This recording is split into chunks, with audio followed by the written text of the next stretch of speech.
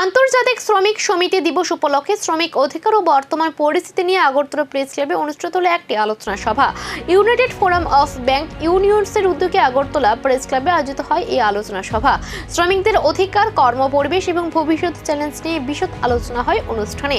সভায় বক্তারা বলেন, বর্তমান সময়ে শ্রমিকদের সংগঠিত হওয়া এবং অধিকার রক্ষার জন্য ঐক্যবদ্ধ আন্দোলন অত্যন্ত গুরুত্বপূর্ণ।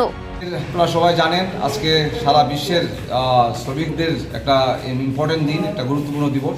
সারা পৃথিবীতে, সারা দেশে এবং আমাদের রাজ্যেও আজকের এই দিবসটি অর্থাৎ মে দিবস, 1 মে সারা ভারতবর্ষের পৃথিবীর সাথে সারা ভারতবর্ষের সাথে আমাদের রাজ্য শ্রমিক মেহনতি দিবস হিসাবে আমরা পালন করি।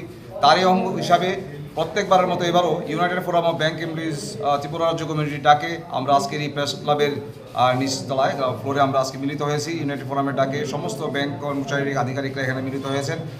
যদিও ইতিমধ্যে আপনারা জানেন আজকে বুদ্ধ পূর্ণিমা, এবং বুদ্ধ পূর্ণিমা উপলক্ষেও আপনাদের সবাইকে শুভেচ্ছা।